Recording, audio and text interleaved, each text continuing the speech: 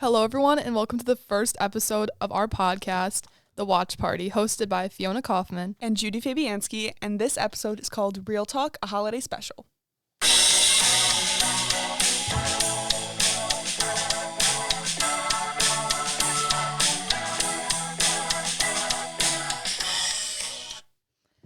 All right, so we are both sophomores here at Regina, and we are doing this podcast for our journalism class taught by Miss Houston. Yeah, we've been having a lot of fun this semester, and our big finale, I would call it, is doing a podcast.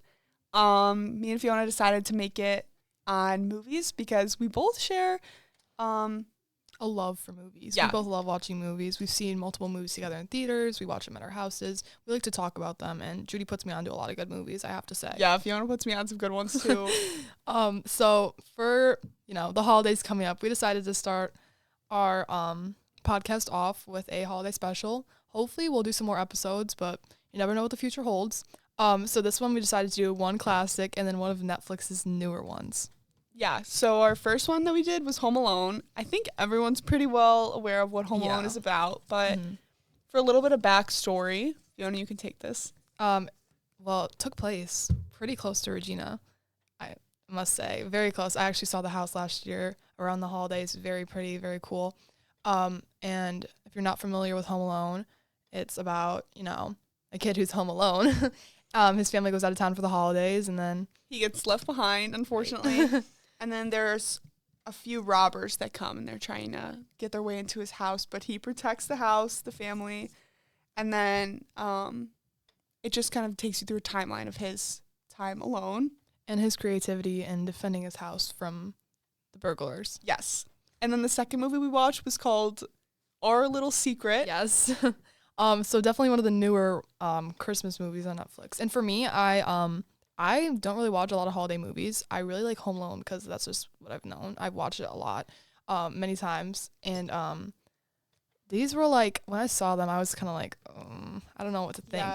Yeah, just because a lot of the Christmas movies on Netflix, if you're familiar, if you've watched a couple, they're all kind of, I don't know, a little bit cheesy, I'd say. Yeah, I would say the same. This one had Lindsay Lohan in it, which we were also scrolling through Netflix, and she was in so many of the new Christmas movies. Christmas fanatic. Yeah, I guess so. But this one was kind of about a girl who Lindsay Lohan plays. At the beginning, she's dating this one guy, but then it's kind of through like a twisty-turny love story. Yeah, I agree. So in the beginning, they're dating, and then she's moving, unfortunately, and he does not want that. So he tries to kind of trap her into marriage, which she is not for. She's like against it completely because I think she moves to London or England, somewhere in England. Yeah, and that brings a lot of new opportunities for her. And he doesn't want to leave her. Yeah, and then just like all great things, they come to an end, but later they do reunite. Yeah. In a weird way. So, the woman played by Lindsay Lohan. Yeah. Yeah. She, her new boyfriend is in this very wealthy family. And his mother's name is Erica. And Erica also has a daughter who is siblings with Lindsay Lohan's new boyfriend. And the daughter is actually dating the ex. Yeah. So it was I kind of predicted it. I did as well. I just felt like that would be it'd only be right if they were to reunite. I think so too. And in the beginning, she is so fed up with him. She's like, "Why are you here?" Yeah. Basically. But we're going to go into a little bit more of an in-depth review summary of our movies. So, spoilers coming right now. Yeah. So, again, the first movie, Home Alone, if you're not familiar, I highly recommend. I think it's really good for getting you in the holiday spirit. I've grown up watching it. I kind of watch it with my sisters. It's kind of like a tradition we have. It always, it always makes me laugh. It's just a very funny movie. It's very entertaining. There's never really a dull moment. I certainly agree. With it being so close to Wilmette in the Winnetka area, it's really cool to just be able to go over there and just kind of see the scene. Yeah, see the scene. It's definitely interesting. If you can, check it out. And then I think we should jump into our ratings on this one because, I mean, I think it's a classic, honestly. I think so too. I would give it an A. Yeah, we're going to be like rating them on the grading scale from like A to F. Yeah. So I think it's an A too. I think to earn an A+, it'd have to be a movie that I could watch year round, but I don't think Home Alone is that type of movie, unfortunately. Yeah. But I did think it was very good for just getting you in the holiday spirit. And it's also really family friendly, which I do appreciate. Like, we've been listening to it, or I've been watching it since I was a little kid. Yeah. And like I've introduced it to some of my younger cousins and my little brother too. Yeah, I just think it never disappoints, honestly. If there's like a family gathering around Christmas time, I think a bunch of my younger cousins really do enjoy watching it. I feel like it's good for all ages. It really keeps you entertained and really keeps you captivated. Yeah, and I think it goes generational. Like, old people can watch it, young people can watch it. Yeah. Anyone can really watch it, but... Let's talk about the sequels and the movies following it. I do really enjoy the second one as well. I haven't really watched as many of those. I've only really watched the first one, but it's kind of... You can kind of give some more background on it. I think there's 4 movies, but the second one and the first one, I just think are, like, so good, and then it kind of goes downhill from there. Because in the third and fourth, you don't see the same actor. I can't remember his name. But who plays Kevin? Yeah, Kevin. But who plays Kevin? He's not the same actor because, he's grown up. So they have these new children, and it's just like... It's not the same. It's not the same at all. But the second one actually takes place in New York. Because instead of Kevin getting left at home, like in the first one, he actually boards the wrong plane. So in the beginning, everyone's like, oh, how is this going to be home alone? He's at the airport. But he's home alone in New York. And he has another... showdown with the 2 robbers again, who just happen to be in New York again, freshly escaped prison, and they're still out to get him after the last time. Yeah. So I really enjoy that movie just because, again, this one also has a really good meaning because he's running around New York City, and it's just very like wholesome to see him get reunited with his mother again, especially being that young and lost in like the biggest city. In America. It's I love it. It's very heartwarming. Let's go into Our Little Secret. That one, I was a little thrown off by the name. I was as well.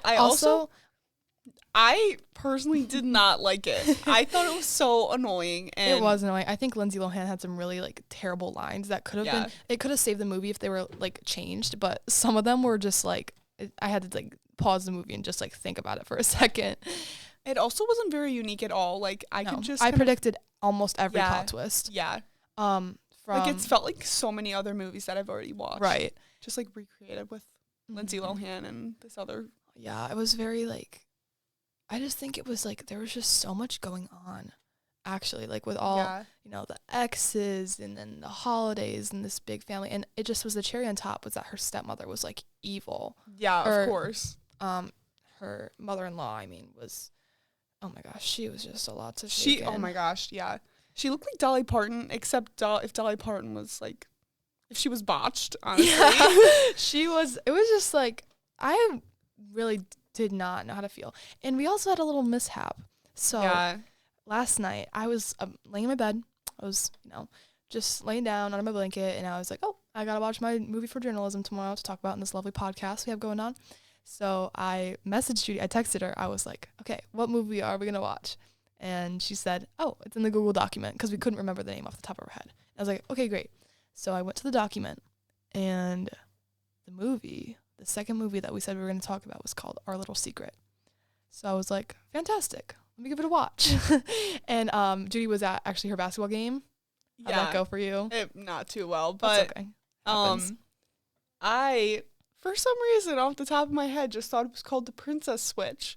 So when I went home, I logged onto Netflix, and I put on The Princess Switch, and I started watching it. I think it was never, like, it was in the document, but The Princess Switch was definitely brought up in class. So I feel like it was definitely an option. Yes. I just don't even know how I don't really know how we settled on Our Little Secret. Either. I think we were just laughing at it because we said it sounded, like, so, like, cheesy and like just one of those like Christmas movies that there's like 100 other ones that are exactly like it. So I finished the movie, and it was like 9:00, and I was texting her, and she was just beginning the movie. And she sent me a picture of this character who she really admired, and I was like, And then she's like, oh, I love their personality. They are so, like, charming. And I was like, okay. And then she sent a picture of him, and I was like, I don't really remember that character in my movie. But, it wasn't a great picture, so I was like, okay, he kind of looks like one of the characters in my movie. But then, all of a sudden, when I get to school, we had kind of come to the conclusion that I had watched the wrong movie. Yeah. I had asked her what her favorite part is, and she said it was when the two characters got, like, reunited again. Yeah. And I was like, okay, that happened in my movie. But then she was like, what did you say? I think I was talking about also, like, the snowball fight that occurred in mine. Right. And I was like, that did not happen in my movie. So I asked her, what movie did you watch? And then she said, I was like, the Princess Switch. And I was like, I did not watch that one. And I thought I was totally in the wrong. I was so scared. I was like, oh my gosh, I watched the wrong movie. And so I pulled out the document, and it said Our Little Secret, but it's all right. We did watch it today. Judy kind of spread it out between free periods. Yeah, I was watching it this morning before morning meeting, and then I was watching it at lunch and advisory, just a little bit of everywhere. Yeah, but we did manage to fit it in order to get this episode out. So let's dive right into that movie. I thought that one was just like, oh my goodness. It was awful. I thought it was awful. There was so much going on. Watching it from my home and not having to take breaks, I feel like I did understand the plot a little bit more. But it was still kind of confusing because, like the woman played by Lindsay Lohan, her mother dies somehow. They don't really go into depth in that. And then the ex tries to like propose to her so she doesn't move away. It's just like this whole thing. And I had to like. It was such a whirlwind of emotions. It was overstimulating I would say overstimulating as well. Right. So, I'm watching it, and it's just like there's so much going on. And then when Lindsay Lohan, I'm totally blanking on the character's name. I am too. Played by Lindsay Lohan. I want to say it's like, I honestly can't remember. I have no idea.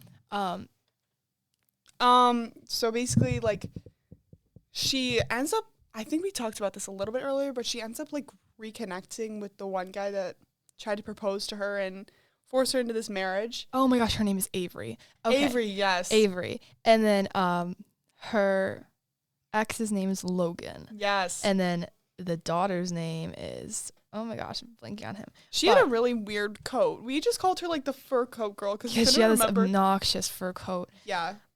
Cassie. Cassie, yeah. And then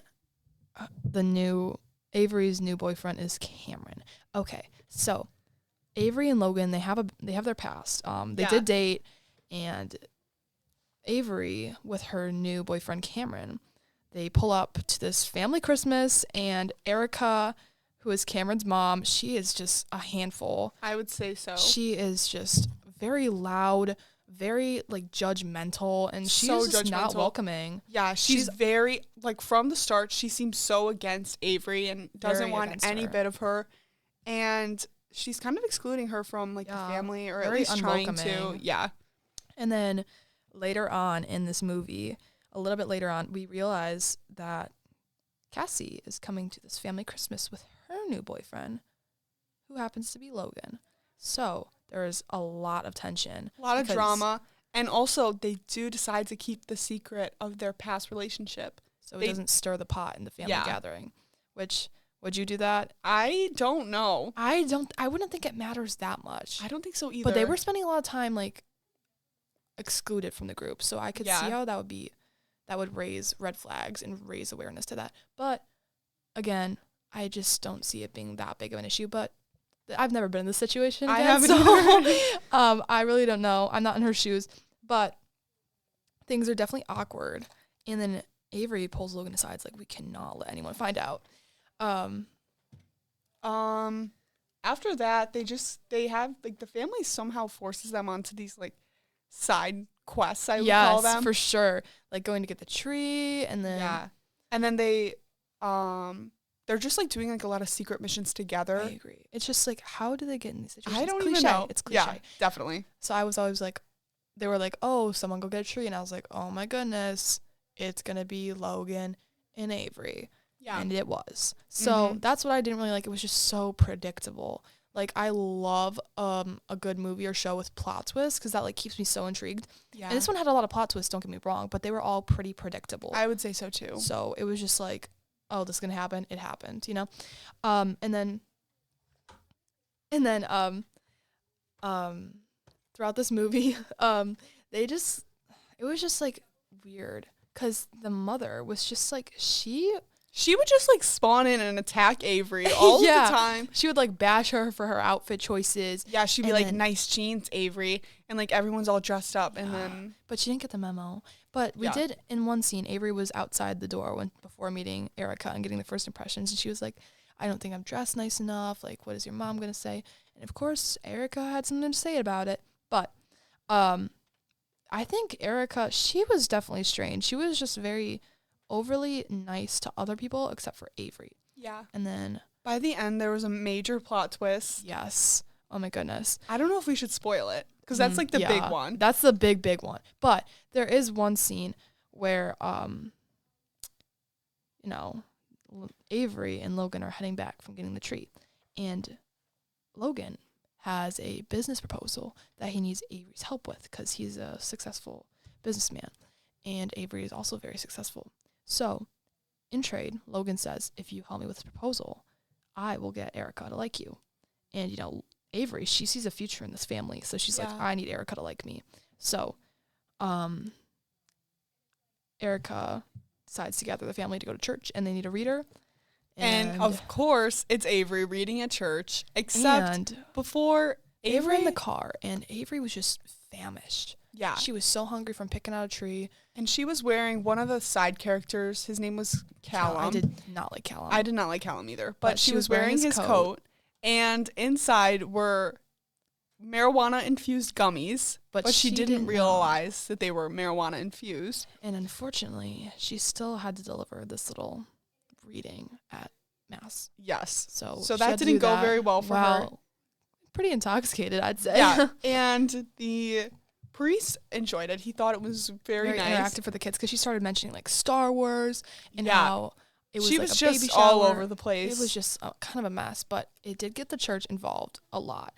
But of course, Erica did not like it one bit. Did not. She was pretty mad about it actually. And then there's also, this is probably like our last point.